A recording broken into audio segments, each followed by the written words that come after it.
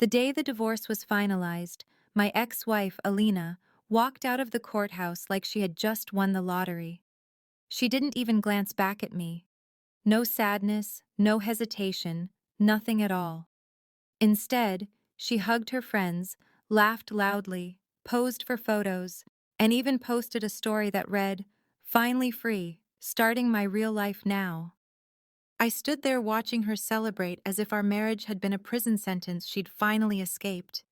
And even though I tried to stay composed, it hurt far more than I wanted to admit. 7 years of marriage reduced to a punchline she couldn't wait to share. I went home that day feeling hollow, wondering if I had ever meant anything to her at all. For the next 2 days, I stayed off social media because every time I opened my phone, someone had tagged me in another one of her freedom celebration posts. Photos of her at clubs, dancing on tables, kissing a man I had never seen, captions talking about new beginnings and finally living.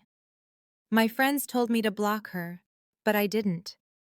Part of me still believed that maybe one day she would look back and realize she had destroyed something real.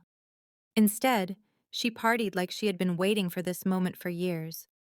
Then, on the second evening after the divorce, someone knocked on my door around 10 p.m. When I opened it, I froze. It was her sister, Sarah. Her eyes were red, her face swollen from crying, her hands trembling as if she could barely stand. Sarah and I had always been close. She felt like the little sister I never had. But that night, her expression wasn't just sad. It was terrified. Before I could even ask what was wrong, she walked inside, collapsed onto the couch, and whispered, "You need to sit down. There's something you have to know." My heart began racing. 1,000 thoughts flooded my mind. Was Alina in trouble? Was there an accident? Was someone hurt? But nothing, absolutely nothing, prepared me for what Sarah said next. She took a deep breath, wiped her tears, and whispered, "My sister, she wasn't celebrating because she was free from you. She was celebrating because she thought she had secured her future with someone else. But everything collapsed tonight." I stared at her, confused. "What do you mean collapsed? What happened?" And that's when she told me the truth. Alina had been seeing another man, her so-called dream guy, for almost a year. I wasn't surprised. I had suspected something months before the divorce, but she had always denied it with anger and manipulation.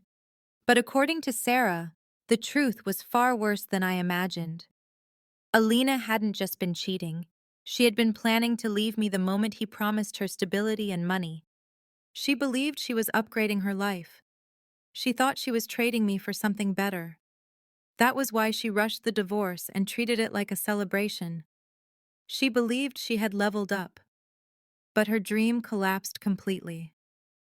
That same night, the man she left me for, the rich, charming man she thought would change her life, confessed that he was engaged, not just casually dating someone. Engaged. His fiancée had found messages between him and Alina, confronted him, and forced him to cut ties immediately. He told Alina he was never leaving his fiancée, that she had been nothing more than a distraction, and that their year-long affair meant very little to him. He blocked her number, deleted everything, and left her standing outside the restaurant, crying. Sarah told me that when Alina realized everything was gone, her marriage ended, her affair destroyed, her future shattered, she completely broke down. She screamed into her phone, repeating over and over, "What have I done? What have I done?" Her friends didn't comfort her. They just stared, because none of them had ever seen her lose control like that. Her pride had disappeared. Her confidence was gone. The woman who mocked me, celebrated without shame, and treated me as disposable was now sitting on her bedroom floor, sobbing because the man she left me for had thrown her aside like trash. Sarah squeezed my hand, tears falling again. She keeps saying she made the biggest mistake of her life. She said I was the only man who ever truly cared for her, And she's terrified to talk to me because she knows she broke me and knows she doesn't deserve my forgiveness. I didn't know how to respond. Part of me felt pity. Another part felt disbelief. But beneath it all was a cold, heavy silence. Because suddenly the truth stood right in front of me. I never lost her. She lost me. I sat there for several minutes, processing everything: the betrayal, the lies, the celebration, the humiliation, and now, the consequences. Sarah looked at me, almost pleading, and asked softly, "Do you want to see her?" I shook my head slowly. "No," I whispered. "Not tonight. Maybe not ever." And for the first time in months, I felt something unfamiliar: relief. Not because she was hurting, but because the truth had finally surfaced. The weight I had been carrying lifted. I wasn't the failure. I wasn't the weak one. I wasn't the problem. She was.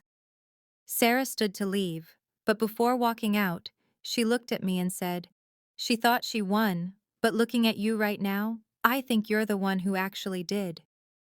When the door closed behind her, I sat alone in the quiet, feeling a strange mix of peace and closure. My ex-wife had celebrated her escape, convinced I would be the one left broken. Instead, she lost everything she gambled on, and she lost me.